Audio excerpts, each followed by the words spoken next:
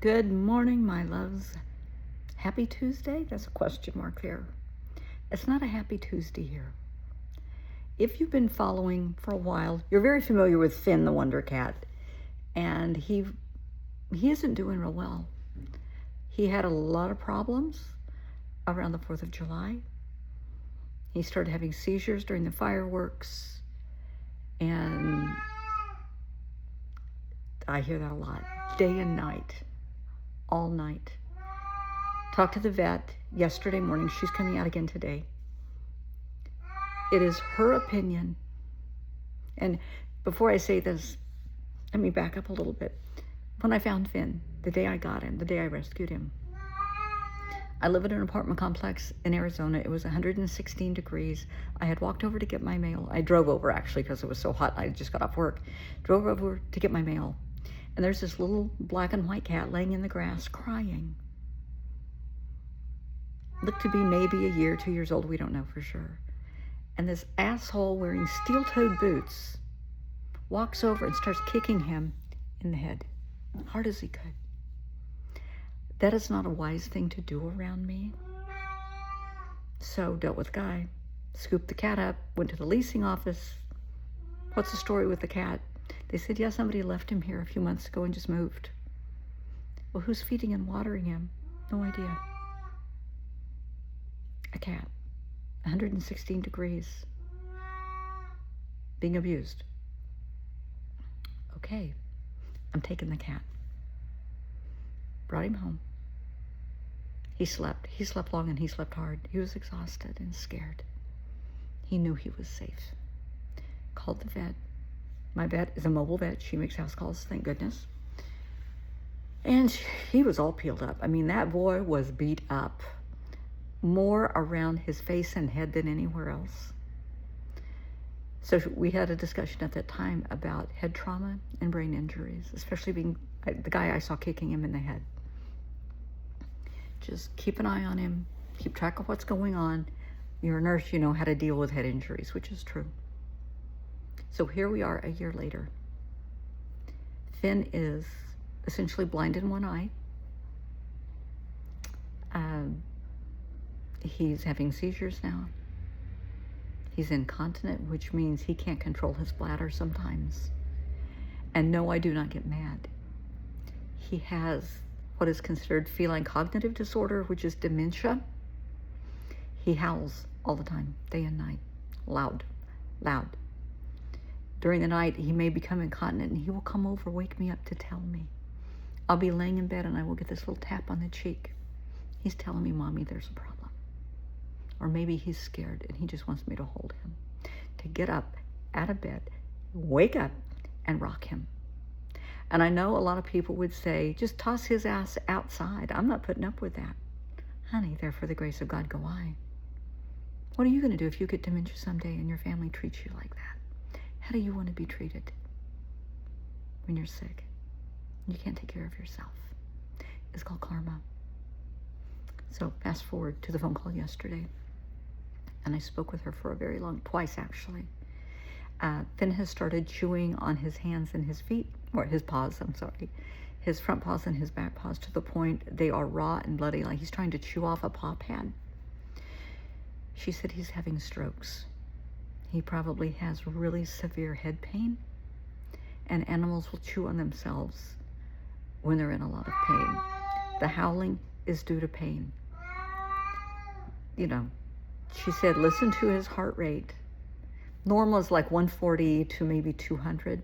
She said, you know, just if he's sitting on your lap or he's hanging out, just listen to his heart rate and then try to listen to it when he's asleep.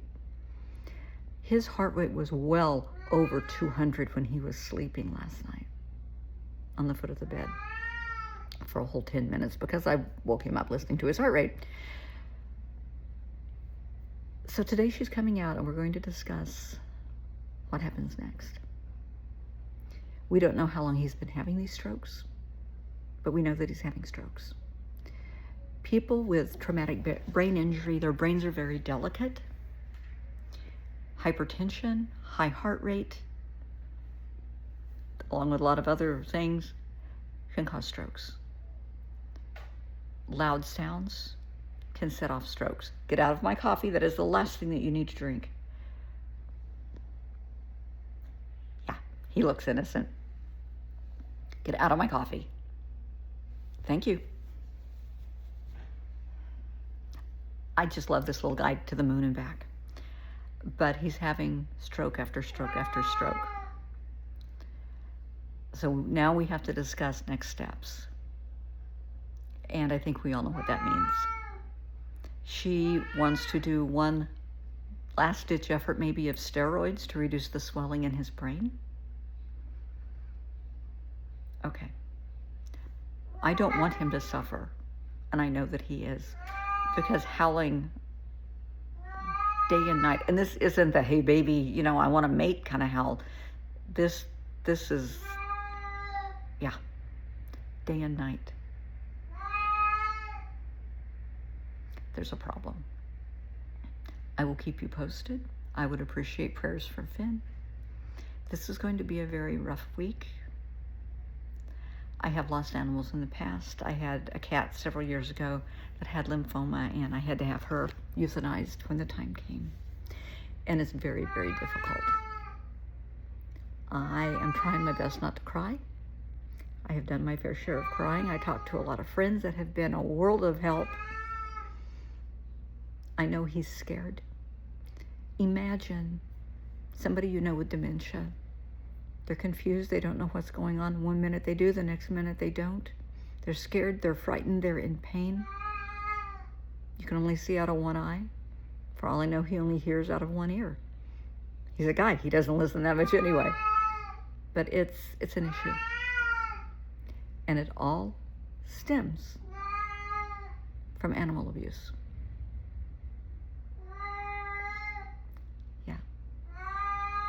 Does that piss me off? Oh, honey, that is such an understatement. As a nurse, I remember so clearly one of the very, very, very first cases I ever saw as a nurse in, 1979, 1980. It was a 4-year-old girl that had been beaten to the point, I mean, she had shaken baby syndrome. But her mama's boyfriend broke every bone in her body intentionally. Abuse.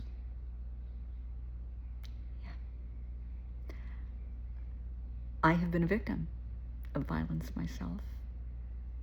For those that follow, you know that I lost my daughter, 48, almost 49 years ago, due to domestic violence. I was 5.5 months pregnant. My then husband decided all of a sudden, yeah, he's done. He doesn't want to be married. He doesn't want a family. Beat the holy hell out of me till the placenta separated and I started bleeding. Back then they didn't have the medical, how can I say it, know-how that they do today. And Claire died. I will never forget that. That's a hard one to forgive. What did he do? He immediately packed up and left the state. Went back home to his mommy and daddy and went into hiding. Yeah, some man, huh? I have a soft spot for anyone who is a victim, for kids that are being bullied, for elder abuse. I just don't tolerate it. I do not tolerate disrespect in my life, and I don't tolerate it if I witness it. You know, there, for the grace of God, go I. So before you start picking on somebody, abusing somebody or someone, there is karma. What if that's you? That's why I am so patient with Finn. A week ago or so, he peed on one of my comforters. Cat urine on a silk comforter. Oh yeah. Did I get mad? No. He can't help it. He cannot help it. The night of the 4th of July, I have a very expensive $400 purse. He peed all over it. Ruined it. I was not happy. But he's more important than a purse. You never know who's going to end up with dementia. So how you treat someone You know? Karma's a bitch. Or karma can be a blessing. It's up to you. But karma is real. And I hope, I sincerely hope, everyone that abused my cat gets what's coming to them. Because he's the sweetest little guy. And somebody did this. They set this up for him. Karma's a bitch. And I hope they learn that soon. I will keep you apprised of what the vet decides.